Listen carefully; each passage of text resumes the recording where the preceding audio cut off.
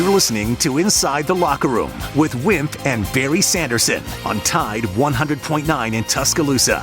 Orioles. Pittsburgh leads the National League with an 8-2 record. Sunday night it was the Astros over the Rangers 3-1. Pitcher Ronel Blanco had a no-hitter in his first start, took a no-hitter into the sixth inning in this one.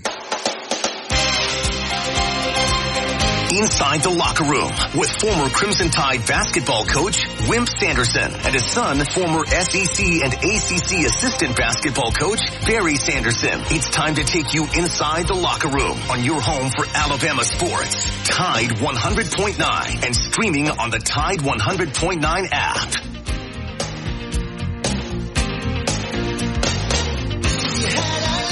And good morning. Welcome into a Monday edition of Inside the Locker Room. 205-342-9904. As always, is a number if you'd like to get into the show with us this morning. The X accounts at Locker Room 109, at Barry Sanderson, at Wimp Sanderson 1. And the email address for our show is wimpandbarry@yahoo.com. Download the app to your smartphone, the Tide 100.9 app to your smartphone.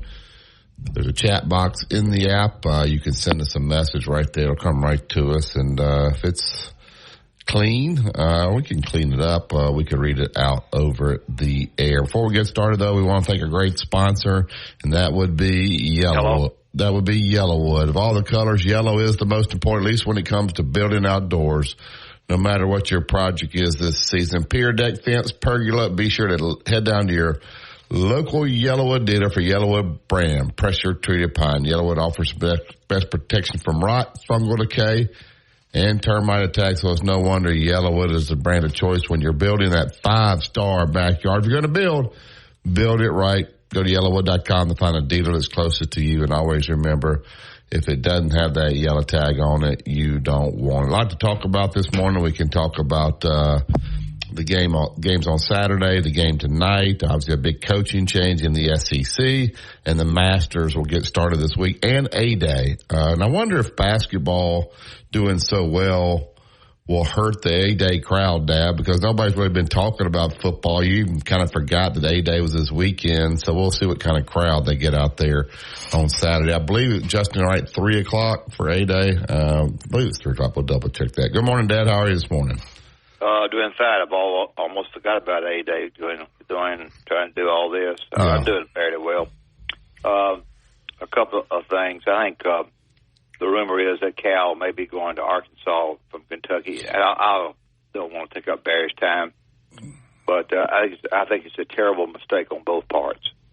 I think it's a terrible mistake on Arkansas's part. I think it's a terrible mistake on Cal's part. I won't get into that any deeper than that. Why? No, get it. Why is that terrible for Cal? He's not wanted at Kentucky. You don't want to be somewhere you're not wanted. I think it's very difficult. I think the name Kentucky recruits a lot more players than the name Arkansas. A lot more. But they're saying that Tyson Fuller, they're going to give him $5 million a year for NIL. Well, why didn't they give the other guy that? Mm-hmm. I think. As I said, I think it's a very difficult recruiting ploy because if the great ones, whatever Barry says, they're giving them money-wise. If they're great ones, somebody else will give them the same thing. I don't think I'm not sure basketball coaching-wise that I think he's a very good basketball coach. I think he's done a very good job recruiting. I think players win games along with coaches helping them. I think it will be a very difficult recruiting point for him, regardless of the money that Barry's mentioned. Personal money, he can't spend all he can spend anyway, probably. So, I know you got more. I just think he's been there 15 years. Half the people don't want him there. They had to have a meeting about whether he's going to come back. I think he's just burned out. I think he's been there too long, and he hadn't had success here lately. He's got probably the second best recruiting class in the country coming, which they think a lot of them will follow him to Arkansas. I personally think I think he just got tired of nobody wanting him and tired of fighting those people. And I don't think he and the AD get along. So I see it differently. Well, the one thing you have to understand is that very quickly when you start winning with an incoming class, you have a tendency to slide a little bit with what happens losing wise. And then what happens to you at Arkansas is your expectation factor is real high, and you don't reach that as quick as they think you should. I don't care about the money part. If they're great players, there are players that you catch on, that you get on your team that you didn't know they were that good, but you thought they were, and you miss because of the money. But the great players that you all know are going to be great, the money comes from all directions. I disagree with Barry on that one. I don't think it's a good choice for either one. But what I know, I'm just here, so we'll see what happens. I do want to mention the ladies' basketball game yesterday. Caitlin Clark got 30. And I think the one big thing that she has done is she has brought more and more attention to ladies' basketball. I think, and Barry talks about the money too. She's brought in a lot of money, a lot of sellouts to Iowa basketball, a lot of sellouts nationally. Everybody wanted to see her. Everybody talking about her. Then they weren't able to win. South Carolina was awfully good. Regardless of how good you might be, to go 38-0 is almost impossible to do. So my hat's off to South Carolina's ladies basketball team, and both hats of mine are off to Caitlin Clark for what she has done, the way she has played. I think the one thing about her, I don't want to spend too much time, is that she gets the ball to the open people. She shoots a lot of shots, which she should, but she does everything she possibly can to get the basketball to the open people. I think Barry and I would agree on that one thing, that you like people who get the basketball to the open people, and she did that. So that's the way it went. The championship basketball game for the national championship was last Saturday night, and that's when Alabama played Connecticut. Whoever won that basketball game was going to be our national champions, whether it be Alabama or whether it be Connecticut. And tonight it will be Connecticut. The biggest thing for Connecticut is the big post man. He stopped inside shots. Alabama goes 3 for 12 the second half, 8 for 11 in the first half. I think that's correct. And what was really good, and what was the ability of Connecticut after that speech at the halftime to get back out there and guard them. They made some great shots. Alabama did in the first half, terrific shots, and stayed right in there with them and played really well. Connecticut maybe is a bunch above. I just think their postman is as good as. I know that Edie gets all the attention, but I just think their postman is absolutely terrific. He cut down all their inside play and really did a good job. They had a number that they wanted Alabama to shoot, total shoot shots, 3-point shots. I think it was 23, but they had no idea they were going to make that many in the first half. So Donovan Clinnigan, I thought was absolutely terrific. The guard, got his name now. I'll think of it in just a minute. Castle. Castle was outstanding. I think he was 7 for 13. Remember now, in the first half, that Estrada and Sears had 6 threes, 3 each, which was big. But sometimes, and I'm not criticizing them, but they did what they got to do. Sometimes the 3 goes south on you a little bit. The ones who had scored, Stevenson I don't think scored and played a bunch of minutes. Walters didn't score.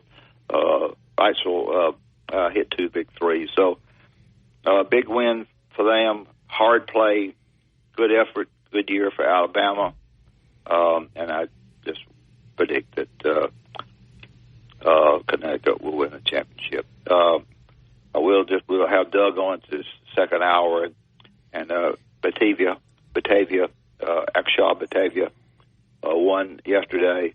Can you imagine that the person that he was playing against, Denny McCarty, made 7 on that course, made 7 straight birdies, tied, and then hit one in the water on the first playoff hole. So we're happy to something else to talk about, but I think that's about it. let Barry say what he wants. Yeah, the only thing that maybe surprised me in the game, you're right, Stevenson didn't score. We only played 10 minutes, and Walters played 4 minutes and 41 seconds. Because Pringle was honestly, I don't want to use the word scared, but he was not going to shoot around the goal with Clingan in there. So I think if they would have played those, the thing I was impressed about Connecticut is, yes, Alabama shot a great percentage from three. They were 11 for 23, but really they wanted to get off 40, but they couldn't get the threes off because of the defense that they played. Now they shot a great percentage, but Alabama needed to shoot in the 40s, and I'm talking about attempts, and I think Connecticut's defense kept them from doing that. And so when you don't play Walters and Stevenson, those are two guys that could have made Clingan have to come out on the court and guard. So I think maybe those guys could have got a few more minutes and gotten up a few more threes. They just didn't get up enough in this. I just think that you're going into that game, especially after the first half, but you're preaching the same preach before this game. We're not going to give them great-looking threes, and they thought they were halfway decent in the first half. You have to remember now that Connecticut made one three less than Alabama, and so they had 10, and so Alabama needed to guard the three as well. So you preach that sermon, and sometimes Barry and I would preach a sermon at the halftime because we're mad about what we had planned to do at the beginning of that game. We got to the halftime, that didn't work. And so we jumped their fans about certain things that they do. Well, I did. As to what we need to do. Are we going to get somebody in there to do better? And I think he did that. And I think Huskies came out and played better defensively. So we had a game, but it wasn't a lot of turnovers. I think Alabama turned it over 8 times. Maybe I've tried to study the stats. Yeah, 8. And turnovers were less than that. So Connecticut only turned it over 4 times. Four times. And so, and I also, the 86-72 does not indicate, and it doesn't matter. I mean, it could be 73-72, whatever, but doesn't really indicate to me the way Alabama played, because I thought they played hard, and I thought they played well. Yeah. And Connecticut just, the one thing that you do is you go into that basketball game and you figure out those cotton picking strengths, and you coach your fanny off to get that. That's what Alabama shows you. And what happens to you is this: Sears and them go inside, but they couldn't go. Donovan wouldn't let them in the first half, and he's got a long arm. He's just as good. He's just as good as Edey is for his game, his play, and it would be certainly a good basketball game tonight with Connecticut winning. Yeah, when you we'll get to break here. When you Justin, you shoot 8 for 11 from 3 in the first half, and you have to hit a bucket, and you're down 4 at the half. You're like, wait a minute, we just shot 8 for 11, and we're down 4. That you do at that point, it was going to be tough. But I think they said there was 80-something thousand at the game. For Alabama to shoot the ball that well in that environment and stand up and play, it was a great showing for those guys. And we'll see what happens with these guys coming back. Will Grant Nelson come back? Will Sears come back? Will Pringle come back? Will they want them all back? I'm sure this week we'll start to see some of that stuff. All right, take the first break, and then we'll get to phone calls. 2-minute truck. They're at 1330 Martin Road East. That's where you go pick up your boxes, your packing supplies, whatever you need to make this a smooth move. It's local, out of town, out of state. Let the professionals handle it. They'll take great care of you and your stuff. 205-247-5050. 2-minute truck. Movers who care. Tide 100.9 traffic. Tuscaloosa traffic now from the Townsend Nissan Traffic Center. So far this Monday morning has been free and clear of any big accidents or breakdowns or heavy interstate backups to contend with. Just a nice quiet ride all around, at least for the time being. 2059 from Foster's to Cottondale, the drive along McFarland University, and 69 up from Hale County all remain in good shape this morning. With your Tuscaloosa traffic now, I'm Ray Romero. Here's what's trending on the Tuscaloosa thread. Good Monday morning. 2 separate shootings in Tuscaloosa County recorded the 6th homicide of the year. TPD identifies 35-year-old Jakiria Rashad May as the victim in that shooting in Holt. 30-year-old Terrell Devontae Williams arrested, charged with capital murder, shooting May in front of his 10-year-old daughter. 3 victims shot at the Texaco gas station on McFarland Boulevard East. 2 victims. Money back guarantee. Text support to 511-511. Morning Kick. These statements have not been evaluated by the FDA. This product is not intended to diagnose, treat, cure, or prevent any disease. Tax fees may apply. Tide 100.9 Tuscaloosa weather. Mostly cloudy today and tonight. The chance of a few scattered showers. The high today 78. Tonight's low 59. Tomorrow and Wednesday, cloudy with occasional rain and a few thunderstorms both days. Rain heavy at times. Highs between 72 and 75. I'm James Spann on the ABC 3340 Weather Center on Tide 100.9. It's 60 degrees in Tuscaloosa. A national championship team covering a national championship team. The best sports talk in the state. Tide 100.9 and streaming on the Tide 100.9 app.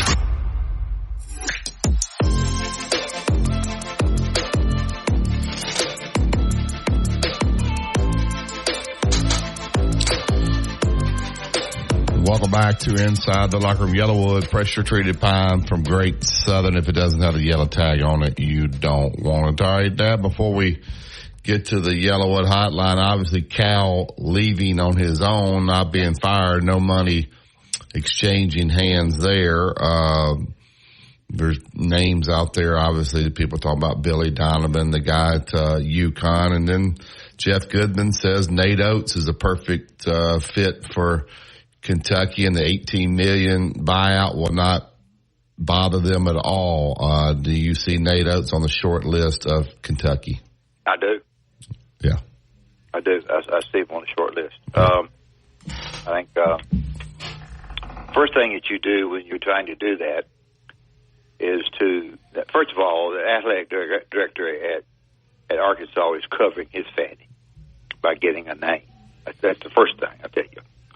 Second thing is that you look and see who is hot now, who right now. Now Kentucky's going to. They can't hire no name. They can't hire an assistant coach.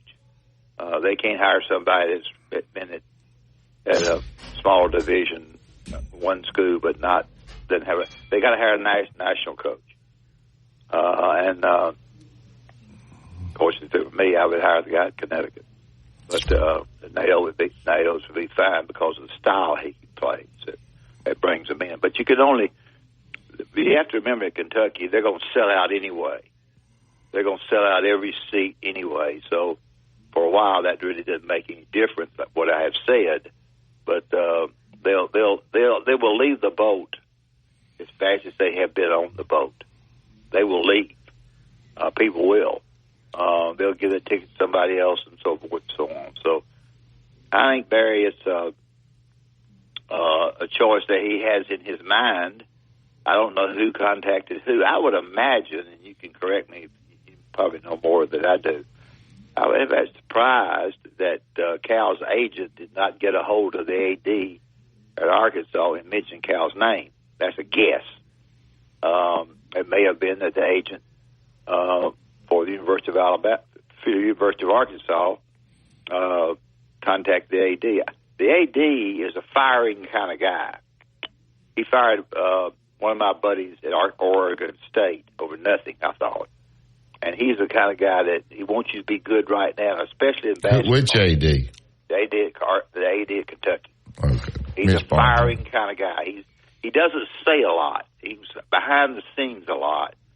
I don't know about the personality of him much, but I know a little bit. And he will get mad and not show it publicly. And so I don't blame Cal for going, and I think Arkansas, they were so frustrated that supposedly the guy from Kansas State turned them down, and then they couldn't get Chris Beard, and they were like all over this AD. He said, okay, I'll show you. I'll really make a splash. And I think the Tyson people got behind it. He's evidently John Calipari and the Tyson guy are really close friends, and they're going to give him All he needs NIL money, and I think he's better at those jobs. He was great at Memphis, great at UMass, and I think it'll re-energize him. All right, get to the Yellowwood hotline. Get Tom in. Good morning, Tom. Good morning, Barry. Good morning, Coach. How are y'all? We're good. Okay. You know, Coach, I think the big man for UConn is much better than the guy from Purdue. Much better. Really? In my opinion. This is John Q. Fan talking now. Okay. I think the big thing is the guy at Purdue is Connecticut is so active defensively. Right. He's got long arms. More athletic and more flexible. He's more athletic. He's more active. And I think that makes him a little bit better for me. I don't really compare players very much. I'm very careful about that. But, of course, they're not my players. But I think he's a little bit more active. I do, too. I like his game a lot better than I do the Purdue guy. And but anyway, that's just, like I said, John Fan's take on it. And but do y'all find it funny? I mean, I get tickled when they interview Coach Oates at like the half or something like that, and he starts spewing out those analytics like they get this shot there, we got to do more of this. And Tracy Wolfson, I got tickled. Her eyes just glazed over, just like mine. When he started talking about all that kind of the numbers, you know, they always bring up that he's a math teacher, and I go, yep. And my reaction to him, just like it was in math class.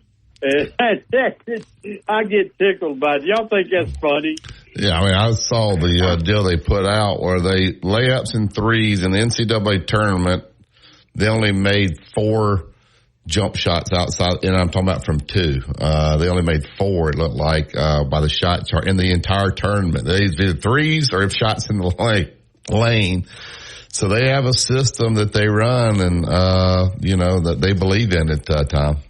The NCAA tournament takes on another cap. I can't tell you why. I can't tell you that maybe it's because you're playing for the World Championship, but you have another hat when you play in that game, and when you have enough time to prepare for somebody that's going to do a certain thing, then you really, because you know what they're going to try to do to beat you, that you really work hard to try to stop that. And Barry, I think you hit it right on the head for me. Was at the end of the first half, I thought, you know what, we played about as blame good as we could play, and we're still behind. And I was really starting to feel like, you know, we didn't have much of a chance. And but let me ask y'all this: I thought that game was so freaking entertaining. Do y'all agree with that? That was a great game. Yeah, people were making shots, going back and forth. There wasn't one where the team was shooting such a poor percentage. I mean, like Dad said, Alabama goes 8 for 11 from 3, and they probably would have liked to have gotten off 23s, but Connecticut's defense wouldn't allow you to do it. So I thought it was good. Connecticut really knows how to play basketball. It's officiating, when I saw Pat Adams was in this game, I don't understand Pat Adams being in games like this. Obviously, the breakaway dunk by Nelson, he gets absolutely clobbered. No call. Wasn't crazy about the officiating in the game.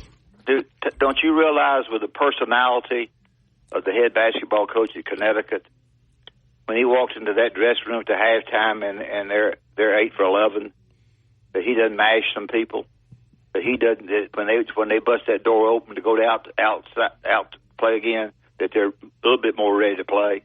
I think so. I mean, the exchange between him and NATO, this is me now, before the game started, and then Coach Oates' reaction to it, I knew he dropped a bomb on him right there in the front, and playing a mind game with him, and I thought that was interesting. But I agree with you. He's a pit bull. It's no 2 ways about it. The guy's a pit bull. And I've said all along, he's friends with Coach Oates. But I tell you what, he comes to kill you. He's one of those guys. If you're the athletic director and you're to be that way. He's one of those kind of guys. If you're the AD and fan and you're winning, you're okay. When you start losing, the way he treats people, it will go south real fast. This guy he's kind of prickly. I thought one of the things he said was interesting. He said the best thing about playing these last 2.5 weeks, I hadn't had to deal with that transfer portal SHIT. So he doesn't want to be doing those types of things. So, he's a tough guy. No doubt. Comes from a tough family. What's wrong with somebody being freaking honest? No, he's a fiery guy now. So, while he's winning, that's fine, but I'm sure he's difficult to manage at times. Yeah, I think I'm not sure at the end of the game that I wouldn't have bragged on my team to the point that I want my fans to come back this year. I'm not so sure I would have said we're going to be in the Final Four a lot. You talking about Nate Oates? Yeah. I think that I would have said how good we're going to be next year so that you continue to buy your season tickets. I don't know that I've made a comment that, they say the last time we're going to be in the Final Four. That's just me. Yeah, it's just hard to get there, and you make it, when you see that meaning that, but when you say it, you make it sound easy, and it certainly is not easy. So. That's interesting. I picked up on that as well, and I would say this. I have noticed that he will say things that he probably ought to think about when he's real excited and happy about. I think he was happy with the way the team played, and I think he was very excited and all that, and that's when he'll slip up and say something. You agree? Well, I think the biggest thing for him is the way they play. Barry knows, but talks about it more than I do. Can talk about it more than me. They play a wide open style where they have an opportunity to drive the basketball. They're so away from each other. Their spread is for you understanding, and they shoot a lot of threes, which everybody loves. It helps their recruiting. They've got a lot of money to buy players with, and I think the style of play is something that interests other athletic directors as well. Can you win with that style of play, shooting that many threes? You probably could. It's a little bit less likely because of the ability of the defensive people in the NCAA tournament. You probably could, but you might not could. I understand. Hey, thanks, guys. I enjoyed the show. Thank you, Tom. I will squeeze in one more phone call. We've got 3 calls holding here. Get to the Yellowwood Hotline and get Philip in. Good morning, Philip.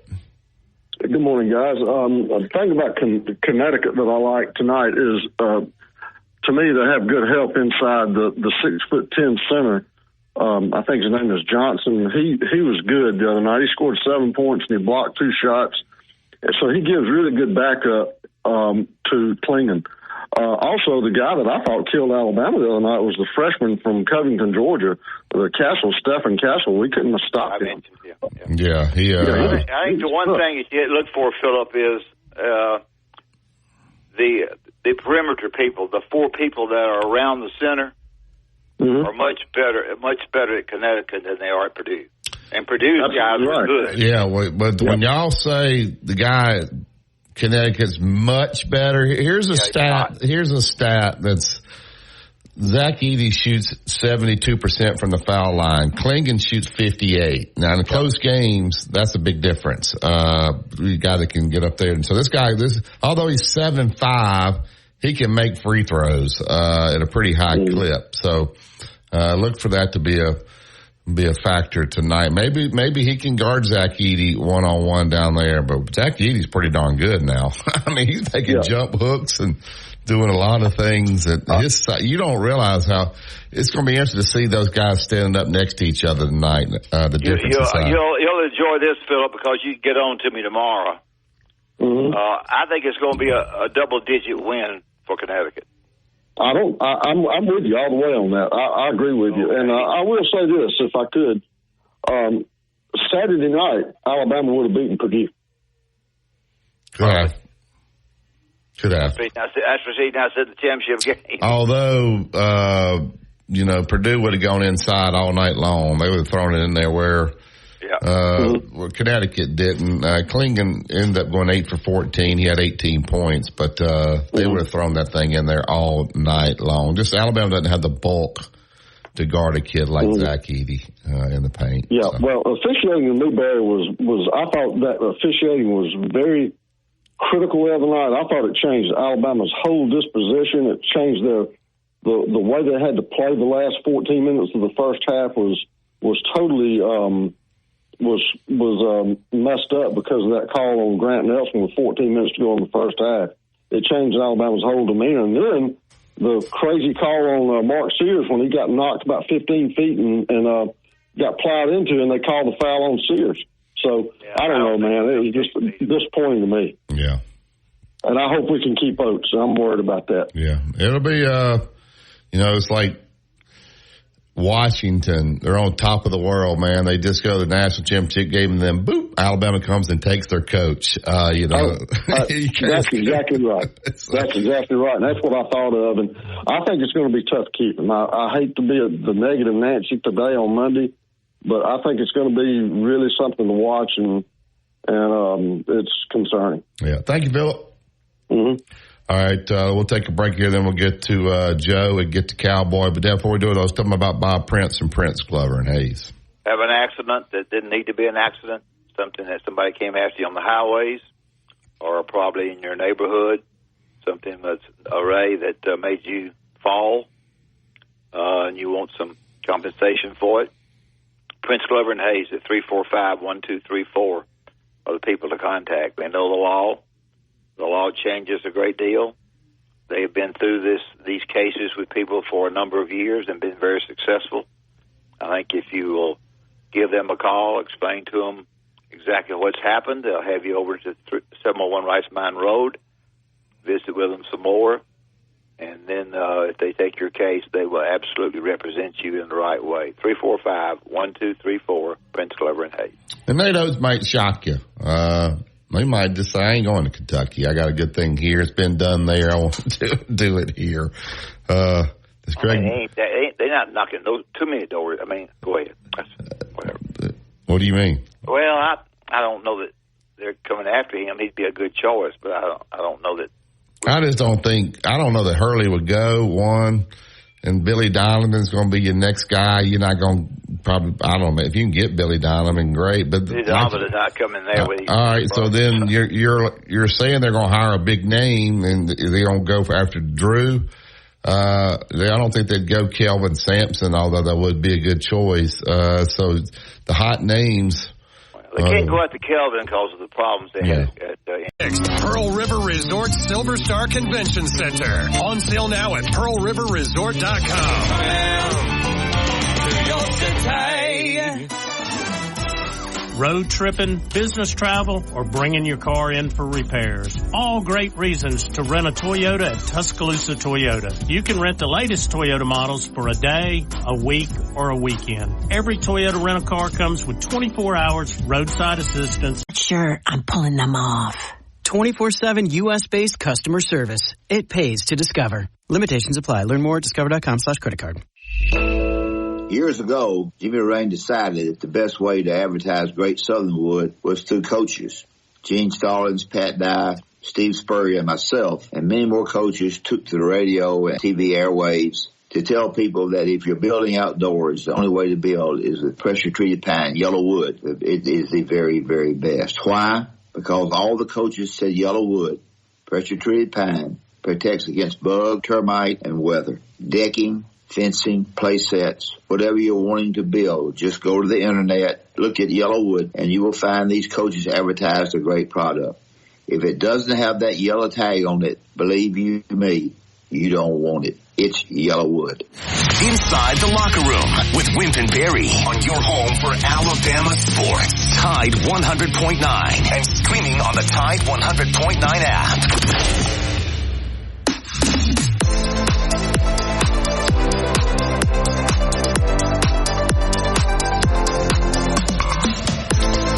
Yellowwood, pressure-treated pine from Great Southern. Going to build the 5-star backyard. You want to do it with only one product. That's Yellowwood. Go to yellowwood.com to find a dealer. Closest to you. All right, to the Yellowwood hotline, get Joe in. Good morning, Joe. Good morning. How are you, buddy? Good. Hey, if I tell you it's raining outside, don't look out the window. What did you tell us that came true? Calipari, I told y'all it had to happen. It was such a lame duck situation. Yeah, I don't know why Dad's saying that. Like he, when you're not wanted somewhere and you've been there 15 years, they're tired of your act. You're tired of their act. It's time to move on. And I think Barry, I gave y'all the comparison the other day. He's had 4 years of what we had 1 year with South Alabama. Now, here's my prediction. I wish you could quit bringing that cotton picking South Alabama game up. It wasn't just a cotton picking one game. We got beat that we shouldn't have. That's it, Wimp. But that was our year.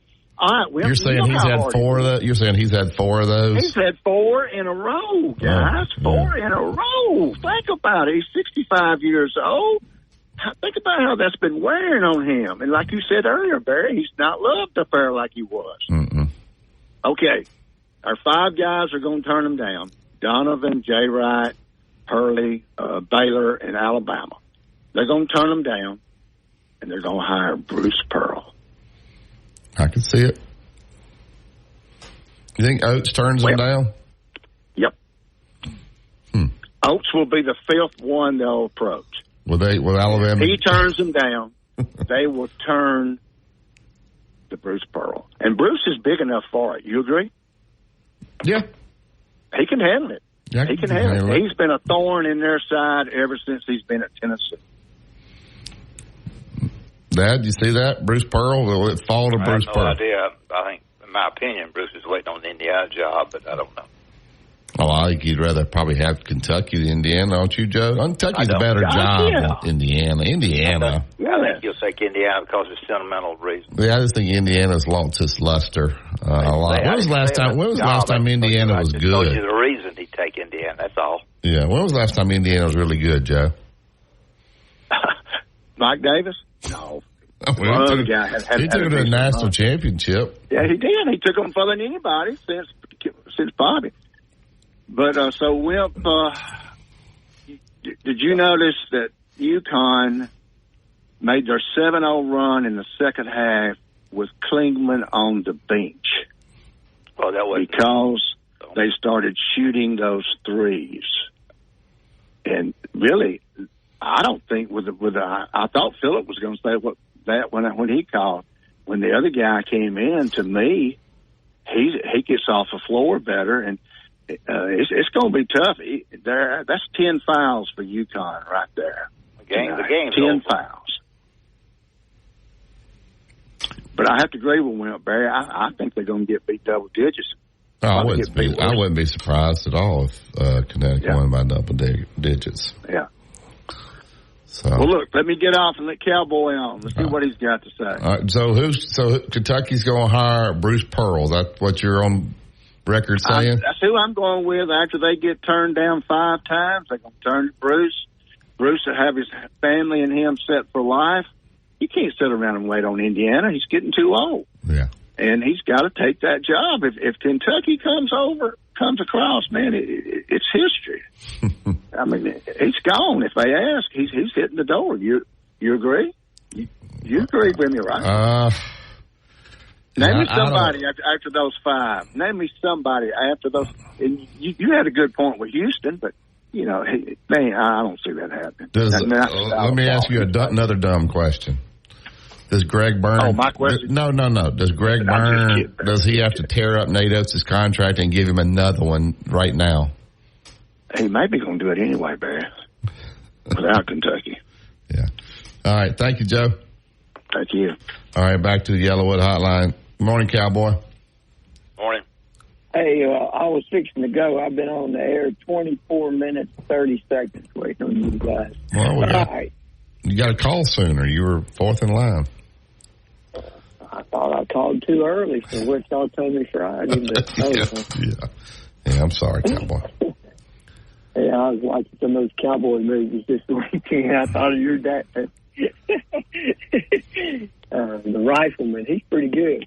All right, blurb on my phone last night late. I said, I wonder who this is. I looked at it. Calipari to Arkansas. I said, my goodness. And I said, my first candidate at Kentucky would be Hurley at Connecticut. And then I think the second candidate is Nate Oates. Barnhart is buddies with Greg Burns. So Barnhart got Greg Burns started at Oregon State, I think. They're buddies. So what does that mean? Not got an arena built yet. Yeah. But Hurley is the guy, I think. What do you guys think? Hurley. I think Hurley is a great coach. I think Hurley's hard to deal with. Very hard. And so sometimes you have to look at that. If we weren't winning, is this guy going, and can he recruit at the level you got to recruit at? Because not everybody can play for a guy like that. Now, he's doing great. Don't get me wrong. But he's pretty brash. So that would be my only concern. I think Kentucky's got more money than Connecticut. I think Kentucky's got more money in Connecticut, though. Sure.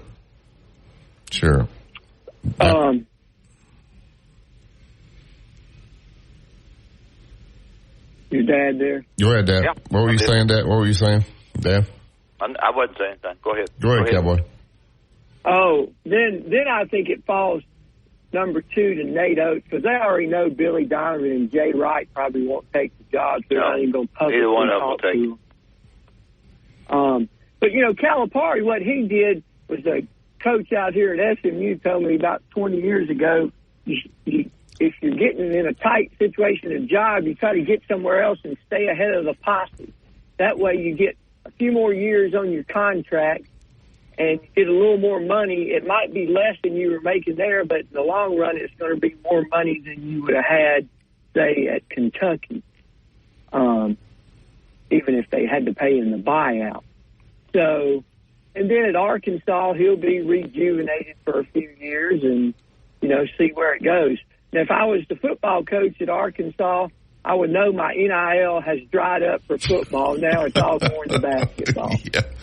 Well, there's more than Tyson up there. And so I think Dad said, why didn't they give it to Musselman? I think he had some, probably not the amount that you got to do something to lower Calipari there.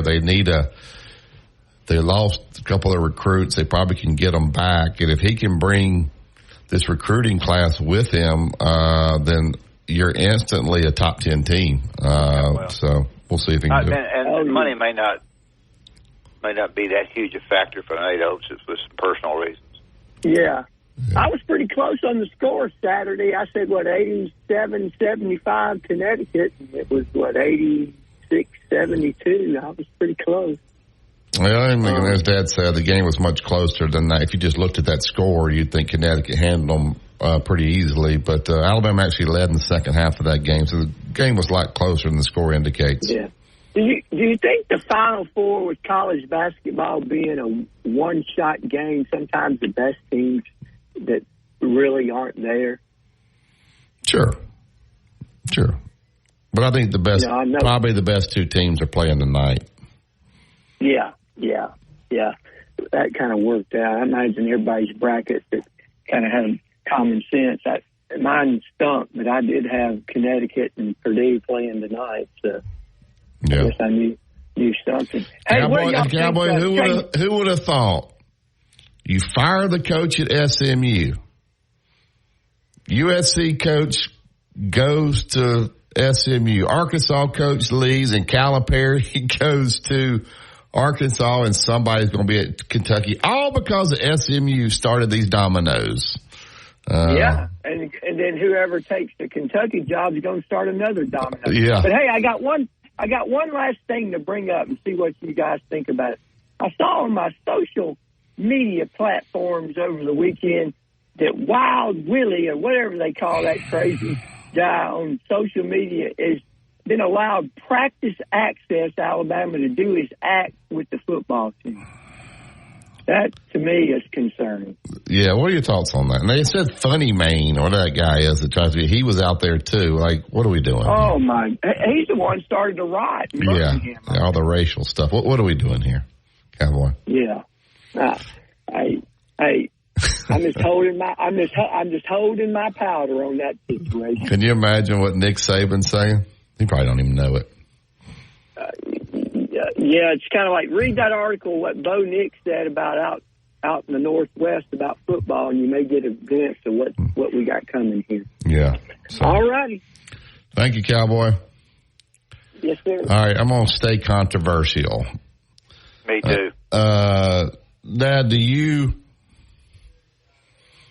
think it was appropriate for the guy who works for Outkick to ask Dawn Staley the transgender question the day before the national championship? And if you don't know what I'm saying, they asked her, if you had a man that became a woman, would you be okay with them playing college basketball and playing an NCAA tournament? They asked Iowa's coach, and she said, I'm here to talk about the game tomorrow. There's a time and place for that. She did not answer it. Dawn Staley said yes. She would be fine with it. Now, a lot of people say she just said that because she's going to get killed on either side. She shouldn't have answered it. Obviously, I know you're not for that. Neither am I. But should the guy even ask that question? Well, of course, he should not have. It's a conservative answer versus a liberal answer. Yeah. Liberal answer is that South Carolina, and they hired a liberal that's very, very good and has good players, both Caucasians and minorities. And the lady at Iowa does a really good job with her team. She's more of a, she might be the one I would think, but might go home and cook some bread after the game's over. Make a pie. She did a nice job. I'm just saying, was the question appropriate on this stage? I say it was not. There'll be some people who call in and say it should have been. I asked for what reason. We're talking about the basketball game in itself and who is going to play tonight, not who is going to play in the future. Yeah. This is about tonight and tonight's play. So, Justin, do you have a problem with the question on that stage? Now that's going to be asked a lot now to people. Yeah, other than the issues and my views on her answers, or I don't think you probably asked that question. Yeah. So anyway, it stirred up and got them some attention. All right, we'll take the break here. You guys are welcome to call and comment about that as well. You listen to Tide 100.9. It's the home of Alabama sports. Tide 100.9 traffic. Tuscaloosa traffic now from the Townsend Nissan Traffic Center. The drive today has been a very quiet one, and let's hope that doesn't change a bunch as we move along for this Monday morning drive. I-2059 traveling from Foster's to Cottondale, coming down from Northport along Lurling Wallace, crossing the Hugh Thomas Bridge to Ask your doctor today about Skyrizi and visit Skyrizi.com or call 1-866-SKY-RIZZI to learn more. Tide 100.9 Tuscaloosa weather. Mostly cloudy today and tonight. The chance of a few scattered showers. The high today 78. Tonight's low 59. Tomorrow and Wednesday, cloudy with occasional rain and a few thunderstorms both days. Rain heavy at times. Highs between 72 and 75. I'm James Spann on the ABC 3320 Weather Center on Tide 100.9. It's 60 degrees in Tuscaloosa. Roll Tide. The best sports talk, period. Your home for Alabama sports. Tide 100.9 and streaming on the Tide 100.9 app.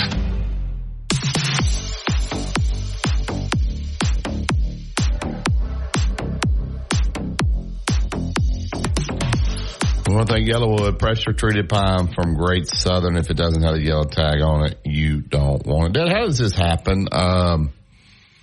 Obviously, the news breaks last night about Kentucky. And there's an elephant in the room. I mean, obviously, Nate Oates is going to be mentioned. Now, whether he's an actual candidate, there's a chance.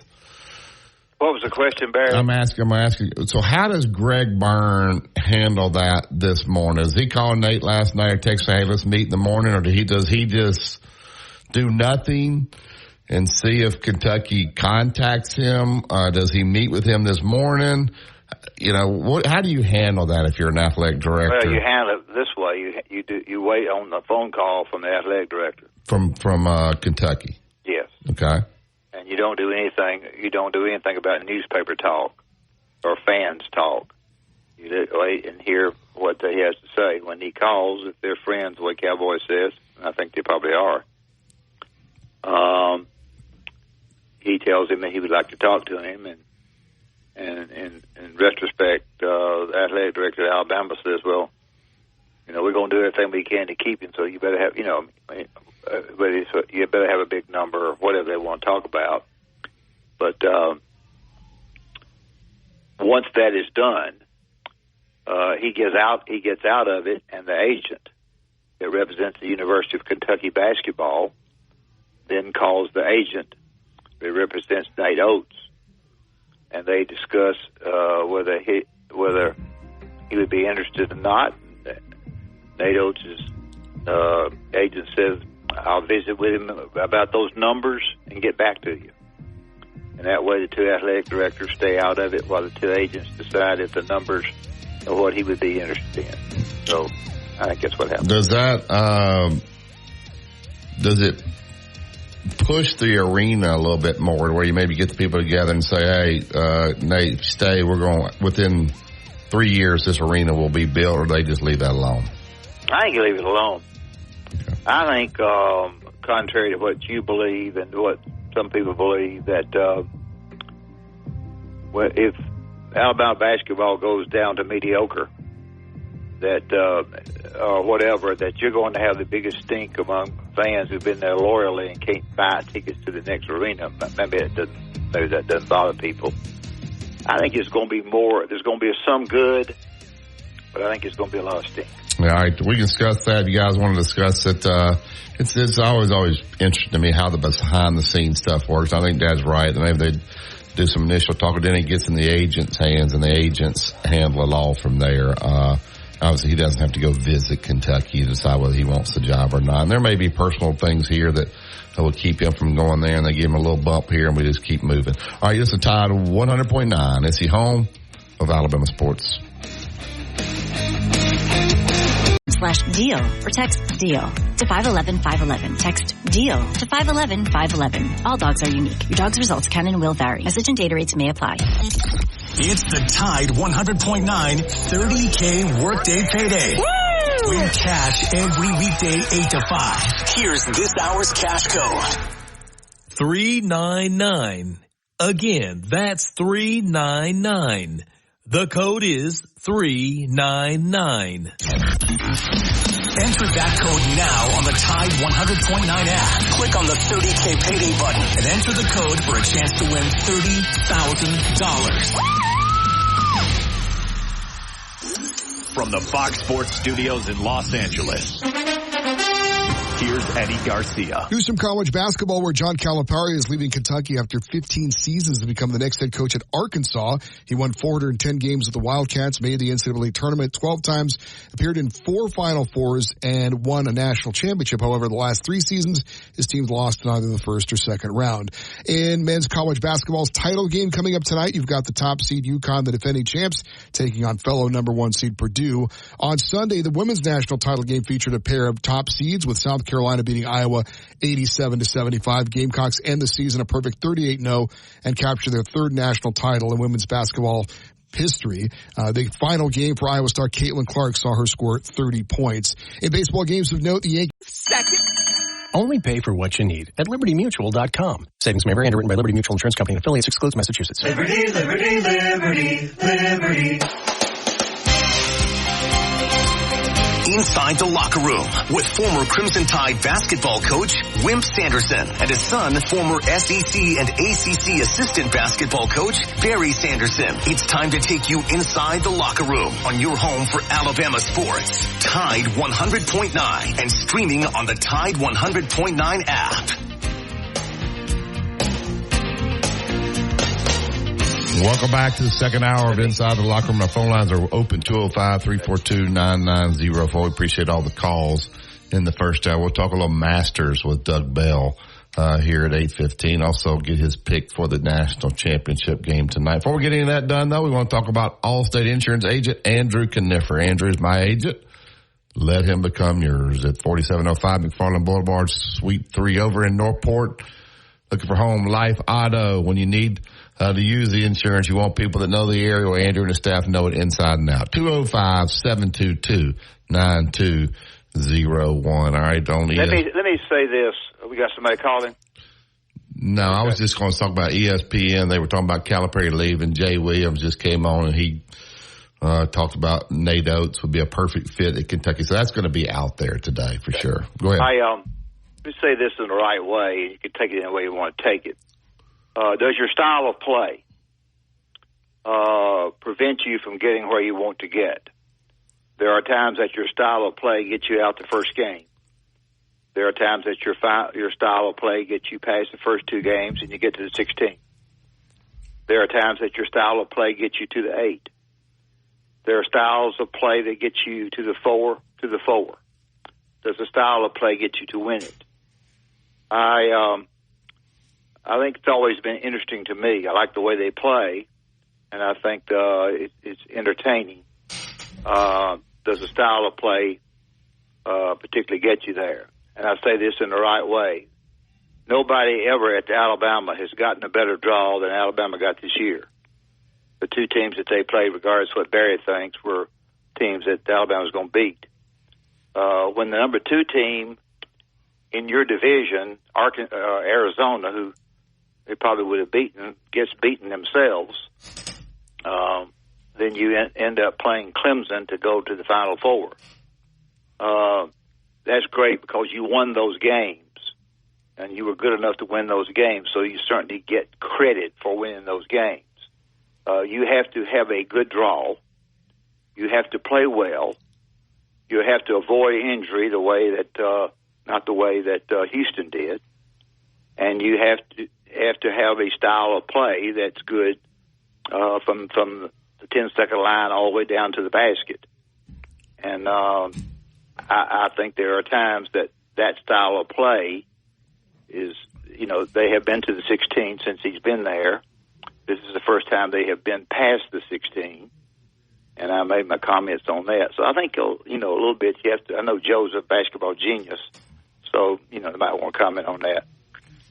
Well, obviously, certain matchups are key. You got to have some luck involved. There's things that happen throughout the tournament. As you've always said, you can't. I mean, you got to win your game. You can't worry about what Clemson and Arizona. That has nothing to do with you. You got to beat North Carolina, and then whoever's standing, you play them next. So you can't blame. It just is what it is. You got to win the games you're supposed to win, right. And they. I don't think they were picked to beat North Carolina. And North Carolina was a good team, not a great team, but they had a good year in the ACC, and the ACC did well in the tournament. So, all right. So normally what you do is, I'm sure things have changed tremendously. You still do this, but the talks are different. You meet with each player individually. So, every coach has done this. The guys that have been through, have probably done it, for a while ago. But you bring each player in. You talk about their strengths, their weaknesses. If it's a kid that you think needs to move on, you encourage them to do that. But now the NIL, let's be honest, it has to be talked about. If you're Mark Sears, if you're Grant Nelson, somebody, I didn't hear this. Somebody said Grant Nelson said after the game, if I come back, I hope I'm back at Alabama. These guys now have agents, which is not what it should be. So these guys are representing them, and they're looking at it like a coach says, I'm only hot one time. I'm only going to be in college one time. What am I worth? And when you have those conversations, and I'm talking about with Mark Sears and Grant Nelson, guys you want to have come back, do you have a number in mind? Well, do they ask for a number? How do you handle all that? One thing, and thank Guards run your program a lot, but I think the biggest thing for me, if I was a coach, is to be darn sure that I please Mark Sears. Yeah. I think Mark Sears is the most consistent player of those two, if you want to go down to those two. I think that he runs your team, makes your team better. I think that Nelson is a very good player and had a couple of good games. over a long period of time, 20-something games or whatever you want to call, Grant Nelson does not fit in all the time because of strength and because of the abilities of the strength of your opponent. I think that if you're coughing up money, and they've got plenty, that you make darn sure, and if you're the coach, you make darn sure that Mark Sears is back. If you get too excited about the dunk that Nelson had over his overall ability to play, he played well in the tournament, played a lot better, but everybody kept waiting for him to play better, and he never did. I think he's a very good player.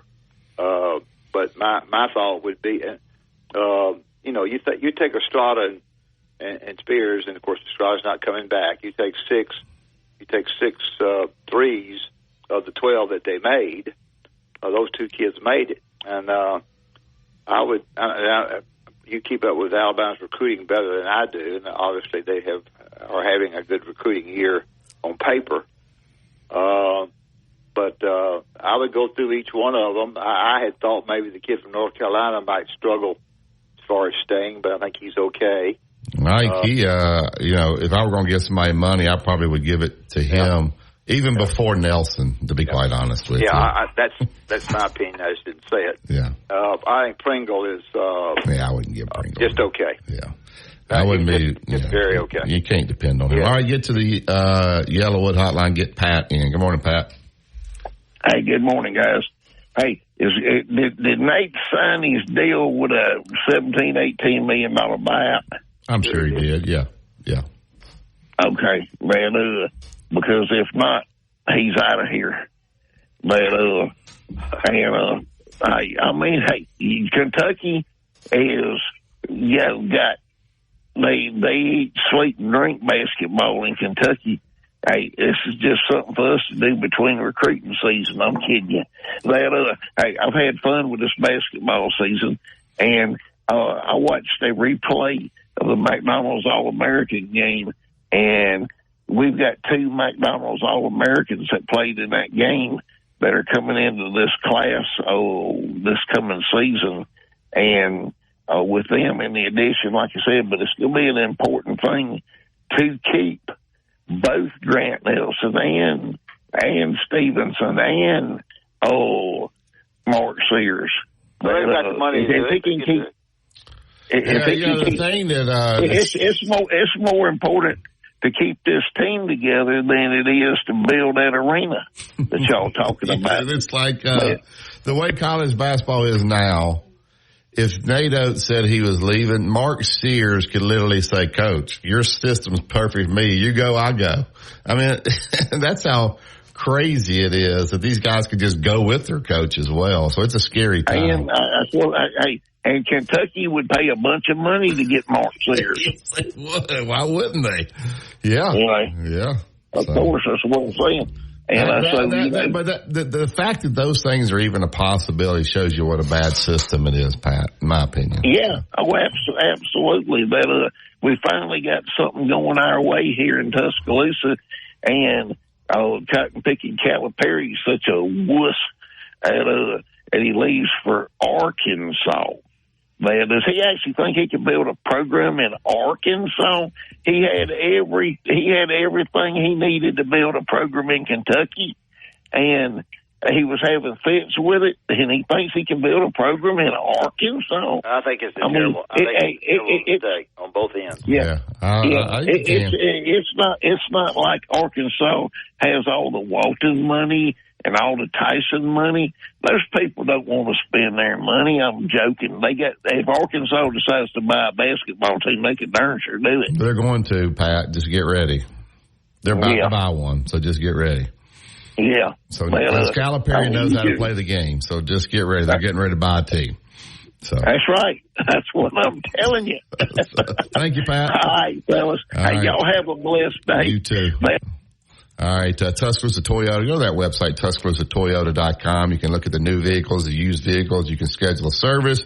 You want to rent a Toyota, you can do it right there at the website. Also, special going on to the end of this month. Buy 3 tires, get the 4th tire for $1. Toyota, outstanding 2024 stuff on like the Grand Highlanders, the Camrys, the Tacoma trucks, a lot of options out there for you. Get out there today and tell them that Wimp and Barry sent you. All right, we'll get to Doug Bell next. Listen to Tide 100.9. It's the home of Alabama sports. Tide 100.9 traffic. Tuscaloosa traffic now from the Townsend Nissan Traffic Center. We have picked up some slowing along Lurling Wallace that starts around the entrance to the Hugh Thomas Bridge area. It does run tight across the river down to University.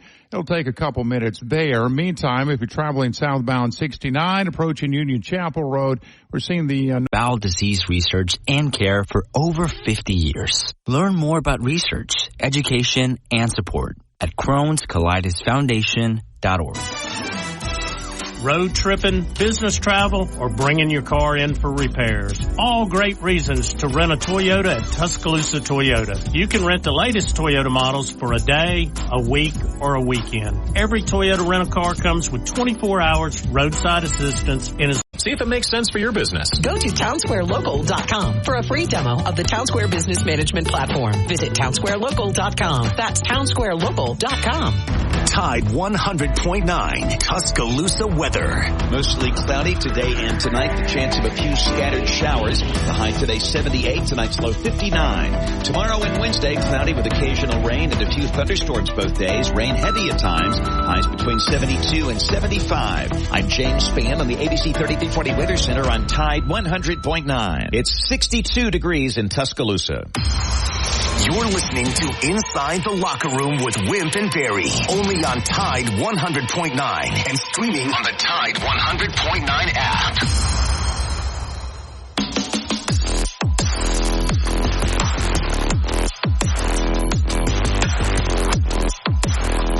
Welcome back to Inside the Locker Room. Get right to Yellowwood Hotline. He's with PGA Tour Radio, PGA Tour Live, CBS Sports. Doug Bell. Doug, I appreciate you getting me that ticket to the Masters. I can't wait to see you on Thursday, Doug. Appreciate, man, I know you had to pull some strings, but I can't wait to see you Thursday. Thank you so much. Working on it, Barry. Still working on it. And we still got time. I mean, Come on, like you're you supposed to play the game. Thursday. We were going to make Dad mad that you got me a ticket, not him. You're supposed to play the game with me, Doug. Yeah. I forgot. Sorry about that. Yeah. Well, I knew Coach was going to put a little pressure on me, so I had to just get it out there. I think he's giving up on you, Doug. I think he's giving up on you. Are you already in Augusta? I'm headed over this afternoon, and I'll start working there tomorrow for CBS Digital. And so I'm excited. I saw where Tiger showed up yesterday, and after the drive, chip, and putt contest for the kids, the young people, which Augusta's done, I guess, now for the last 10 years or so, Tiger went out and played 9 holes. So it's always great to have Tiger back. I think I think potentially could make the cut like he usually does. I'm not sure after just watching him a couple of months ago in Los Angeles if he can walk 4 rounds. That's the key. I mean, again, his ankle doesn't move. It's fused. He's got a bad lower back. So we'll just have to see. On the positive side, though, it's great to have him at the Masters. Yeah. Batavia wins, I thought the putt that he halved, didn't he, with on the last hole was the putt of the year for him. Yeah. But to make 7 straight birdies, as McCarthy did, and hit it in the water on the first playoff hole, if you like golf, you like that. To see that, not that shot, but that playoff, I thought it was a terrific golf by both players. Yeah, Coach. Listen, it was a phenomenal week, and let me tell you, on Thursday I was calling the shot of Jordan Spieth when he gets a hole-in-one, which is incredible, right? The crowd went crazy, and then I was there on Saturday calling the shot when Ludvig Åberg, the Swede, the head of his driver goes flying off at 17, and he still drives the green, puts it to 12 feet for eagle. And then yesterday, Alexander Bjork, this young guy from Sweden who's playing on the PGA Tour for the first time, hits it up in a tree, guys, in a bird's nest, sees the ball, picks up a rock, and tells the crowd to get out of the way. He throws the rock, and it hits the ball and falls down, and he identifies it. I mean, I've never seen this stuff. And then, as you mentioned, Coach Denny McCarthy, not only birdied his last 7 holes, he birdied 8 out of 9 holes on the back 9. That's incredible. On the rock throwing, did he get a penalty on that? Yeah, the thing is, penalty ball. He couldn't hit the shot, so I'm not being funny. No, it was an unplayable lie. But first things first, he had to identify the golf ball, or he would have had to go back to the tee and re-tee. And so he, it was funny. A spectator climbed up the tree and was shaking the limb, and I was afraid the guy was going to fall out of the tree. And then, of course, Bjork throws the rock, and it was a pretty big rock. That was pretty impressive. But, yeah, once the ball fell down, he looked at it, he identified it. He said, that's mine. So you take an unplayable and drop it. And so he was hitting 3 from underneath the tree. Well, when Jordan hit the ball that went into the gutter, that was something else you might want to mention. That was a penalty ball, too, as well, I guess, of course. Yeah, he went down in that drainage area, and Jordan Spieth, listen, he is – I mean, he's so funny because he's so aggressive on every shot, and it puts him in some of the craziest positions you've ever seen. And that's why, he can eagle a hole and chip in, and then the next hole he could suffer a double bogey. That's just the way he plays it. So that makes him pretty popular. It was a crazy week. It really was. And you mentioned Akshay Bhatia, this 22-year-old guy who now has won twice. He won last year the Barracuda Championship. But here's the craziest thing that kind of tops off the week, right? He hits a birdie on the 72nd hole to force the playoff because Denny McCarthy birdied 7 in a row. And while he was celebrating and pumping his arm in the air, he felt his shoulder pop out of joint. Yeah. And so during the playoff, during the playoff, he had to call in his trainer. And while Denny McCarthy is hitting the water, they walk off the course, Akshay Bhatia and his trainer, to check his shoulder out. I've never seen this stuff in golf. No, I've never. For our people that didn't watch this kid is not a kid. 6'2", tall kid. He's got to suck up his guts to weigh 160 or 175, and he is, I think, a minority kid. I think, or not a foreign kid, and he's skin and bone. And he's left-handed, and he knocks at a cotton picking mile. I mean, Coach, if he's 160 pounds, I'll be shocked. He and Will Zalatoris, I think, are the 2 skinniest players on the PGA Tour. I don't know what their waist size is, but, I mean, they are the skinniest guys you've ever seen. But to think, just pumping his arm in the air, he pops the shoulder out of joint and then has to get treatment before he comes back out in the playoff to hit a shot up on the green and ultimately win. I'm watching this all unfold, and I'm thinking back to the week, and I said, I've seen some crazy stuff over the years on the PGA Tour, but for all this to happen in 1 week in San Antonio, Texas, was crazy. And, by the way, Akshay now gets to go to the Masters. And 10 years ago, that drive, chip, and putt, where the young people were out there yesterday, you get the opportunity. He played in it 10 years ago as a 12-year-old.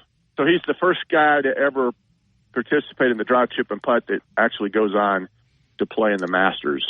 So I thought that was neat. I don't think first time he's ever played, I mean, he's one of those guys that's not going to win it, but a good chance for him. And by the way, he's played 7 weeks in a row. Think about that. I don't want to take up Barry's time. It's not fair, but you just tell our comments about why in the name of Pete that Bones is not going to be caddying for. Well, that was a shock. I mean, Justin Thomas and Bones Mackay, who've been a partnership now for 2 years, and Bones was on the bag when Justin won the PGA Championship and at the President's Cup and the Ryder Cup. And then last week, which is really unusual for a player of Justin's caliber to break up with his caddy a week before a major championship. So I'm not sure what went on. Bones, Butch Harmon, the legendary instructor, said he reached out to Bones, and Bones wouldn't answer him as to what happened, other than to say he enjoyed his time with Justin. So I don't know. That's very unusual. I think it came from Justin rather than from Bones. Yeah, no, I don't think there's any question. Yeah, so the player makes the change, and JT is the one who released the statement. And so, and again, Justin Thomas hasn't played now for 2 weeks, but prior to that, he missed his two cuts at the Players in the Arnold Palmer Invitational. So he comes into the Masters having not played in 2 weeks, having missed his last 2 cuts, and now with a brand new caddy. So And Bones has been around the Masters a lot. So something went on there. I don't know what it was. Doug, we're talking with Doug Bell. Doug, you're due. Your football picks were horrible, but I think you're due. And I'm looking at the odds to win the Masters. All right, Scotty Scheffler plus 325. Scratch that. That's not a good bet. All right. But these other bets, Rory McIlroy plus 1,000. Right. Jordan Spieth plus 2,000. Justin Thomas plus 2,800. Patrick Cantlay plus 2,800. Dustin Johnson, is he not playing well? He is plus 3,300. Give us 3 or 4 picks, Doug, that you think I might have a chance to win this thing. And the odds are pretty high other than Scheffler. Pretty good payouts here on these guys. Yeah, Barry and Coach, the Masters, here's the deal. And the players will tell you, it is the easiest major championship to win because, listen, there's only 89 players this week, and about 28 of them, and you mentioned a bunch of them, Barry, I counted them up yesterday, 28 of them I think are 50 to 1 or better. And those are the only 28 I think have a chance to win it. I mean, listen, Phil's not going to win. Bubba's not going to win. Jose Maria Olazabal, Fred Couples, all these past champions aren't going to win. Nick Dunlap playing for the first time. He is plus 20,000. Yeah, and he's not going to win. I mean, we haven't had a first-time winner since Fuzzy Zeller in 1979, by the way. Here's who I like. And I mentioned some of those lefties, Bubba, Phil, Mike Weir, they're all playing. How about Brian Harman? And I looked at it yesterday, Barry. What is Brian Harman, the left-hander? I'm looking here. Let's see. He's plus 3,500. Yes, he's still 35 to 1. That's who I like. He's playing really well. He's a Georgia guy. I mean, he's playing really well. Almost won the Players. If you remember, Scotty Scheffler won, but Harman had a chance there at the end. He won the Open Championship last summer. He's played the Masters now several times, so he knows the golf course.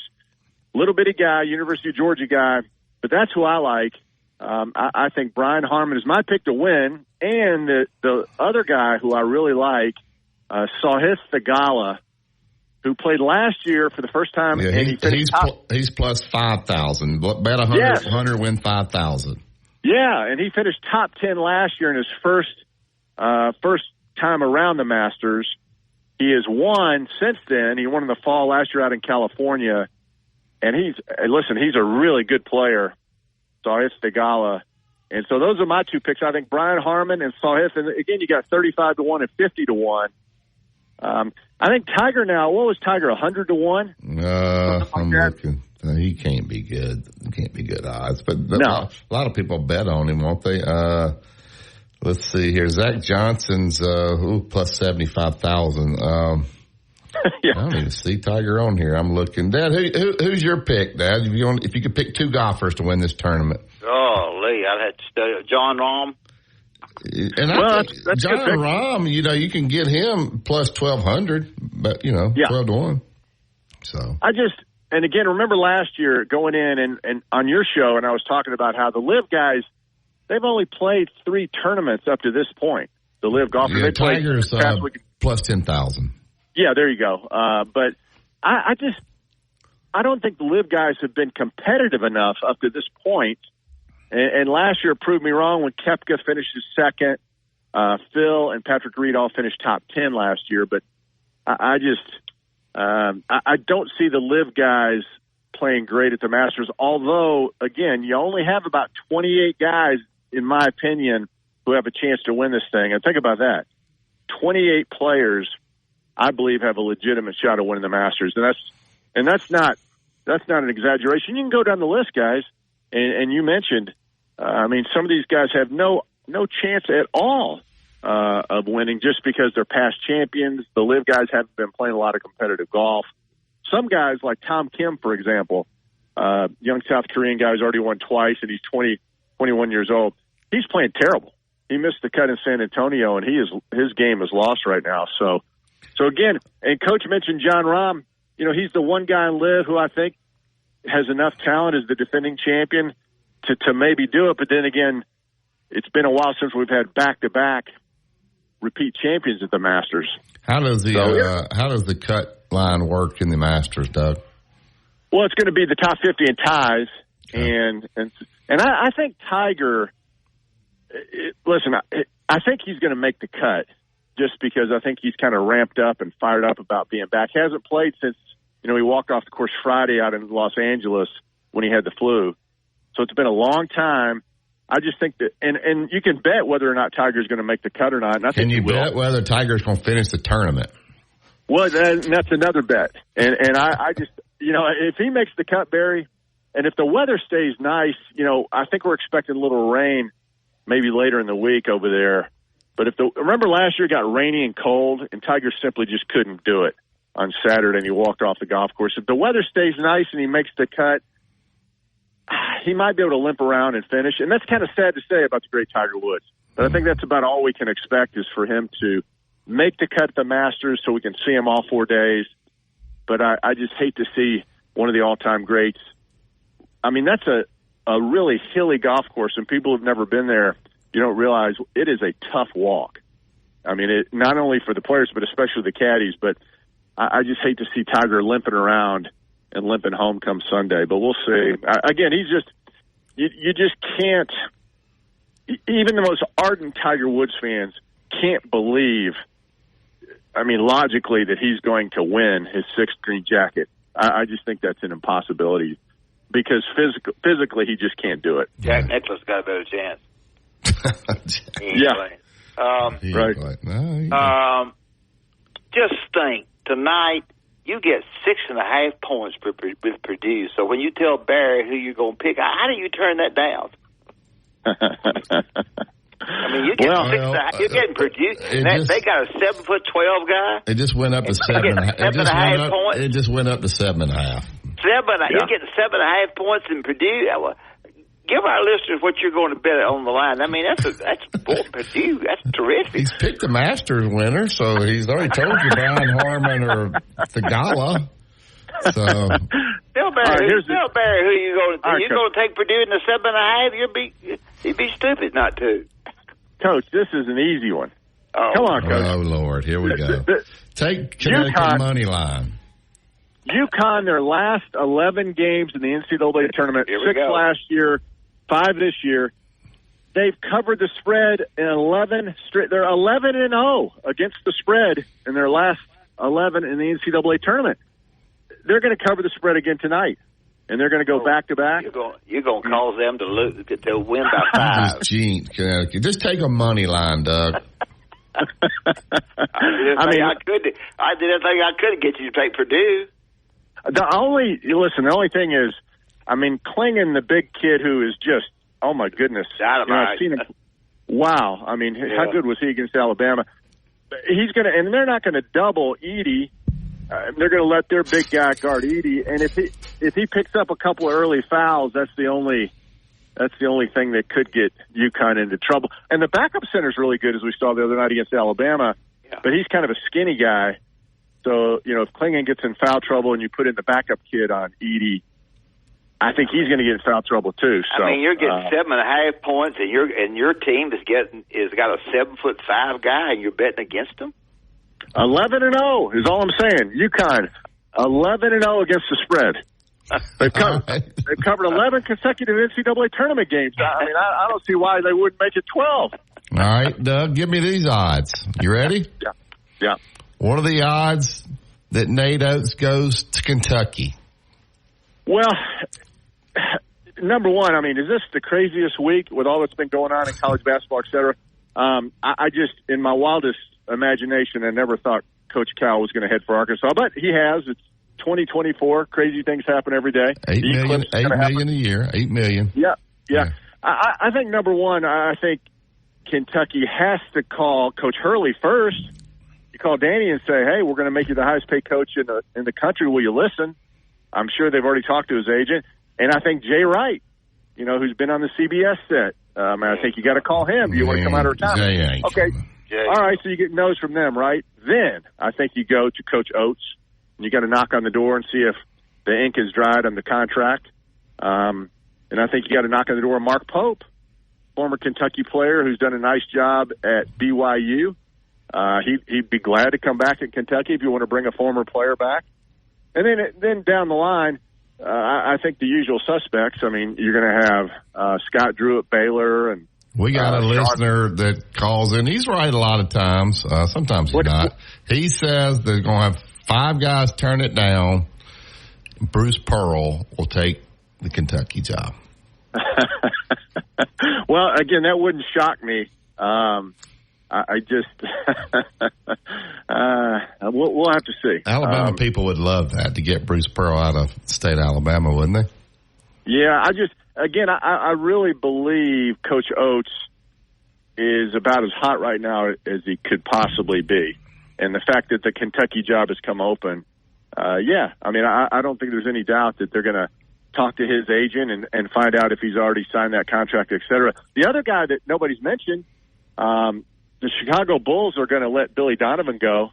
The NBA season ends next week. And even though he has a year left on his contract there, the Bulls are going to let him go. So he's going to be a free agent with Billy Donovan, who, by the way, over the years has been linked to the Kentucky job time and time again, back when he was at Florida. He has, but he had some money. What about Billy Donovan coming back to college? He had a bunch of money coming before money was legal. I'm right, serious. exactly. But from one of the guys, I can't recall his name, but he did great coaching them, got him to play for him, but he was fortunate. Yeah. All right, lastly, Doug, you're Mark Sears' agent. How much are you going to say, all right, he'll come back if you give him what? Well, I think you got to get mid 6 figures. Okay. So I think you got to get about half 500. Yeah. I think that's realistic. And nowadays that's probably low nowadays. That's a good investment. If you can get him back for 500, that's probably good. As good as he was. Yeah. I mean, what a great kid and a very, very unusual player too. The way he handles the ball. Yeah, he's terrific. So I will say this though. I mean, I had a lot of fun, and as you guys did, and you're closer to it than I am. But watching this Alabama run in the NCAA tournament was just. And nowadays, you're never judged on your one-loss record or whether you won the conference championship. You're just judged on how far you went in the NCAA tournament. And that's all anybody will remember. Yeah, is this right. Went to the Final Four, and they lost. What they lose double-digit games, and at the end of the year they weren't very good. But this run turns everything around. So, and it was fun. I mean, how much fun was that to watch that? And they played their hearts out against that UConn team. And Coach, I'm saying it again: 11-0 against the spread. 12-0 tonight. Would you go by? Sure enough, no kidding, and tell Joe Ford I said hello, and maybe not for a ticket, but give him my cell number. I'd like to talk. I've got some problems here at the house that I can't overcome. Right, I understand. But, just tell Joe I said hello and thinking about he and Scott. I will. I will. Also, Doug, a buddy of mine, sent me a clip of you. Who was the guy that hit the ball and his driver head came off and you were commentating it? That was Ludwig Oberg, the Swede. Have you ever seen that? I've never seen it. I mean, and I've done that before, where the head, it's an old driver and it comes flying off, but never in a tournament. And he drove the green, Barry. Yeah. And it was 12 feet for eagle. So, yeah, it was crazy. And so it'll be fun. Oh, by the way, we just mentioned Lee Hodges, by the way. Yeah, University of Alabama. He's playing in the Masters for the first time, along with Nick Dunlap. So you got JT too. So you got 3 Alabama guys there. Yeah, so that'll be a lot of fun. All right, Doug, tell us about MD Wellness and Aesthetics. I know we got to get you looking good before you head to Augusta. Yeah, 205-582-9216, MDWellnessandAesthetics.com. Susan Brignett is the owner. And, yes, she's telling me, Doug, you're out in the sun too much. You need to come in here and let us work on you. So, all right, Barry, that's where I'm headed today. Little MD Wellness and Aesthetics tune-up before I go over to Augusta National. And, again, MDWellnessandAesthetics.com, 205-582-9216. I'll see you on Thursday, Doug. Yeah, you'll be inside, but it won't be there. I'll see you on Thursday, Doug. I'll be quiet. See you, Doug. See you guys. All right, let's tell them about Bryant Bank before we get to break here. Well, anytime we talk about Bryant Bank, we talk about the 4 locations right there in Tuscaloosa, and a bank that is a bank for everybody. And if you go in and you are new, you won't be new the next time you go in there because they'll be right there trying to do everything possibly can to help you, because Bryant Bank is absolutely the very best. Not only go to a nice, great bank, the 4 locations there, locations in Birmingham that I go to. Columbiana has one in Gulf Shores. But not only a nice bank, but a banker who knows what he's doing. We talk about the graft and problems that people have in keeping their money and people trying to get things from them.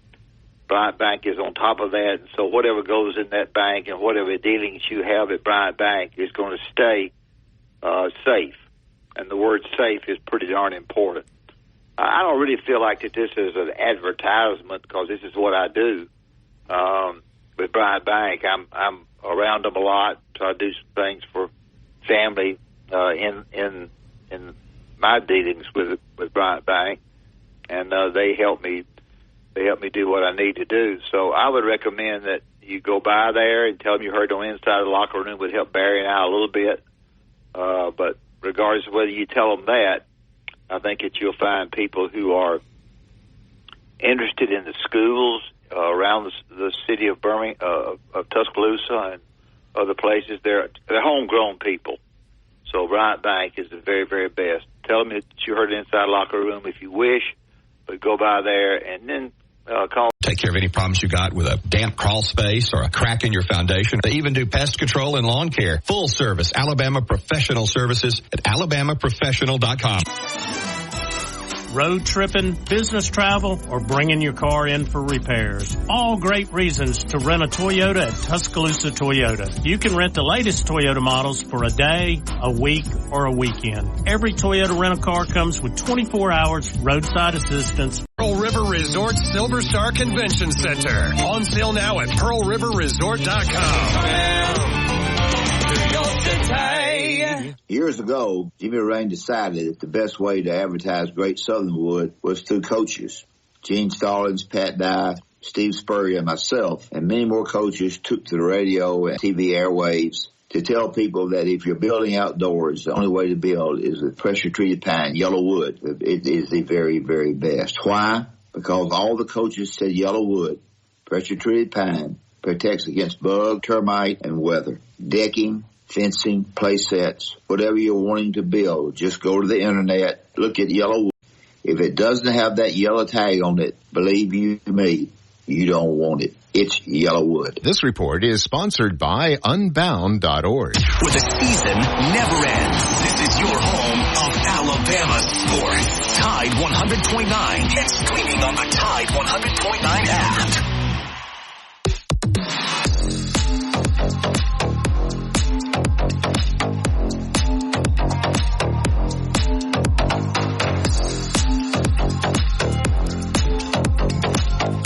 Welcome back to Inside the Locker Room. All right, so tonight, 8:20, late game. I was surprised women's game was at 2 o'clock yesterday. I thought they play that thing at night. They had I don't know, it was on ABC, but they had the country music awards that were terrible. It was terrible last night. Morgan Wallen got arrested last night. Yeah, he got arrested. Morgan Wallen threw a chair off a building. Idiot. But tonight, 8:20, that's 9:20 on the East Coast. I'm surprised TBS has got it, Barry, rather than CBS. I don't know why. Money. They bid for it. And so, so what does Purdue need to do? Purdue's 34-4, so they're no slouch. UConn 36-3. The line's going up, so the money, people are listening to Doug. The money's going to UConn there. We'll see what happens when it comes game time there. But what does Purdue need to do in order to knock off the Huskies? Well, they need to defend not only inside, but they need to defend the perimeter people. Perimeter people are very good for UConn, and they got to defend that as well as shoot the basketball. It's got to be a perimeter game. More so, it'll be some inside play. There's no doubt about it, and they have an opportunity to front the big guy, front Edey, I think, a little bit because of the long arms that this kid has. I think they can front some with somebody in the back helping a little bit. So I think this will be the first time that maybe somebody has tried a little bit of fronting. If they decide to play behind, they would probably face guard from the front and keep kind of them in the back, whichever way they decide to go with their defense. But I think the perimeter play is important. Sometimes Purdue is very good in the perimeter, and sometimes they're not coached. They're coached well. There is a lot of time that for Purdue that he goes out and screens and rolls inside, which I don't particularly care for that much. But it will be, it'll be a rebounding game by both those big kids. It'll be a knock it. Whoever's on the defensive end will try to knock it out of there, so that the guards can run it down. So I would say, the way they play inside is going to be important. Whether they front and play behind, or however they play, and but guarding these perimeter people is going to be critical. And I think the perimeter people for Purdue are not quite as good as the perimeter people for Connecticut. All right, let's get to the Yellowwood hotline. Bring Digger in. Good morning, Digger. Hey, Digger. Yo. Congratulations, y'all made it to the Final Four. One of the last teams in the SEC to make it to the Final Four. But real quick, I'm calling out Pat and Phillip. Okay. Phillip, shame on you. Holy cow. Do y'all hear that? Anyway, thunder. All right. The point I'm trying to make is, Phillip, I knew he was going to complain about the call. Not surprised. Nobody's happy with the officials, especially in the Final Four. You'll learn that the next time you go, if you do. Pat, shame on you getting on Calipari. Okay. Nick Saban didn't have the coaching chops to see through this NIL deal. He quit. At least Calipari's going to another program. Okay? And by the way, Phillip and Pat, real quick, you would not have beaten Purdue. You just got clubbed like a baby seal on the Canadian coast. You got to get on Dad about that, dude. Dad said that the winner of the UConn-Alabama game was going to win the national championship, so he was saying Alabama would have knocked off Purdue as well. So throw him in there with. Yeah. You throw me in there. Throw him in there with Pat and Phillip. Didn't y'all play Purdue, and didn't you get hammered early at the beginning of the season? 92-86. Is that hammered? Well, you lost. Well, you said hammered. I didn't know what your definition. It would have been easy all over again. But you said hammered. I saw the game. Is that hammered, 92-86? Well, you would have gotten hammered this time. I just said you said they got hammered. I didn't know your definition of hammered. They got beat by Clemson. Came back. Yeah, we never know, Digger. Who wins tonight, Digger? Oh, listen, Connecticut's been winning. Dick Tracy. Winning by double digits. Double digits. Double digits. I got to admit, I'm intrigued by the two bigs, but I'm telling you, Connecticut is winning by double digits. And by the way, Hurley is not going to Kentucky. Hurley's not going? Who's going? Oh, hell no. Who's going? I like it. Listen, I'm being serious. The guy from Miami who was in the Final Four. Larranaga? He's 100 years old. He ain't going. Larranaga ain't going. Larranaga ain't going. Larranaga's going to a rest home. What is his name? I couldn't remember his name. He's got one for the nursing home. He's going to the rest. He's going to a rest home. He's like 80. He ain't going. Come on, Digger. You got to come in here. You got to come on our show and give a better guess than that. Yeah, I will get a better pick for you. Yeah, but that was horrible. Hurley ain't going to Kentucky. I'm telling you. Well, think about it. Well, think about it overnight. Jim Larranaga definitely ain't going. Thank you, Digger. Bye. Wait, Scott Drew. There's my pick. Scott Drew, okay. You're trying to get him away from taking Texas recruits. That's what you want. All right, we'll take this break, wrap up the show. Jim Larranaga, terrible guess. He's getting on Pat and Phillip. Come on. Listen, Tide 100.9. It's your home of Alabama sports. Tide 100.9 traffic. Tuscaloosa traffic now from the Townsend Nissan Traffic Center. Traveling northbound 69 from 15th Street to Middle Area Road. That's clocking in at a 12-minute drive. The trip on McFarland coming down from Airport across the river to Jack Warner, an 8-minute drive there. And along 2059 between the 359 and Skyland. Wreak havoc on your slow Friday night. Uh-oh. Bundle your home and auto with Progressive for great savings and round-the-clock protection. Progressive Casualty Insurance Company, affiliates, and other insurers. Not available in all states or situations. Tide 100.9 Tuscaloosa weather.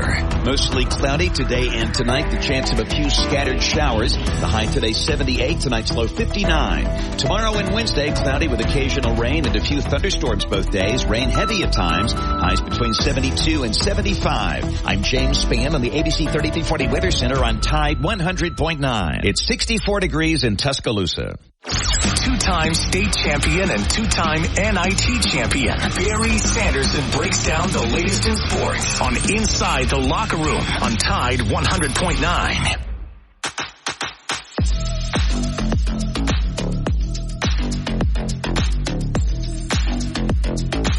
Welcome back to Inside the Locker Room. A couple of app messages here. I think we've kind of addressed this. Paul from Prattville. Good morning, coaches. Enjoy listening to your comments on Alabama basketball this morning. I wonder if you would make a comment. If I keep hearing about this, Charles Bediako would have come back this year. I think he was 7-1. Looks like Alabama could have fared much better with a 7-foot-plus big man to help in the post. We don't know. If Charles Bediako would have come back, sure, it would have helped some. But who knows, Dad? You can't, at some point. Well, if he'd have come back, then the kid from North Carolina wouldn't have been shooting three. Yeah, or he may not have come. So, and Pringle was a problem throughout the year, but he played pretty well in the NCAA tournament. Lastly, Coach Pass from Florence. What is the chances we build an arena? I guess he's meaning with Nate Oates maybe having interest from Kentucky. Does that speed it up? Eventually they're going to build a new arena. Dad, do you think it will be within the next 3 to 4 years, or who knows at this point? I would say within the next 3 or 4 years, yes. Yes. That many years, that's a long time, 4 years. I don't even know. How long does it take to build an arena like that? Oh. So I don't know. A couple of years maybe. All right, we'll let you get out of here. I hear the dog barking in the background. Tomorrow we got Kevin Skarbanski. We'll keep talking about this national championship game tonight. We'll talk about what's going on with Kentucky. Thank you, Dad. Have a good day. Justin, this Saturday has this Alabama basketball run. It's kind of eliminated football talk. I know it has on our show. I think even Ryan Fowler's talking basketball right now, which is amazing. Is it going to hurt the crowd on Saturday, or will everybody have that behind them by now? And what kind of crowd will we have out there on Saturday for this A-Day game? That's a great question. I think it's funny because a lot of Alabama fans have the same thought that Coach had at the beginning, where he said, "Oh, I forgot A-Day was going on." Like you said, we've been so entrenched in basketball. I think throughout the week we're going to have the fans reminded and get back in spring football form or feeling, and they'll probably will be packed out still. What is the Willie guy? What's his name? The Willie guy? Roll Tide Willie. So he's out speaking to the team now? I don't think this is a common thing, but he was out at practice this last week for at least one day, like you said, with Funny Mane as well. And what is the thinking there? Bringing those, I'm not saying anything wrong with it. What's the thinking there? I think maybe just a fun thing to do. Bring in somebody. He's definitely a passionate Alabama fan, and if anything, he helped recruit Ryan Williams. So I guess he gets to come by once. Then if he recruited Ryan Williams, then he deserves to go to every practice, according to what people say about this kid and how good they think he's going to be. So it'll be interesting to see what kind of crowd comes in here this weekend. The Masters going on. Big week. NCAA tournament tonight. UConn and Purdue. The line's going up to 7.5. I'll be interested to look at these Masters, talk about some of those picks. We'll talk with Kevin Skarbanski tomorrow. We look forward to visiting with Kevin. It'll be interesting to just keep a close eye on this Kentucky situation there and see what happens with Nate Oates. Kind of like we said, it's kind of like Washington. They were so excited, and boop, their coach was gone. So I understand the nervous energy around. Personally, I don't think Nate Oates goes. But, Calipari's getting $8 million. Nate's starting out at 5. Maybe they'll bump him up a little bit there. But we will see. All right, the Gary Harris Show is next, so keep it locked in here all day long for breaking news. You listen to Tide 100.9 and 12:30 a.m. WTBC. It's the home of Alabama sports.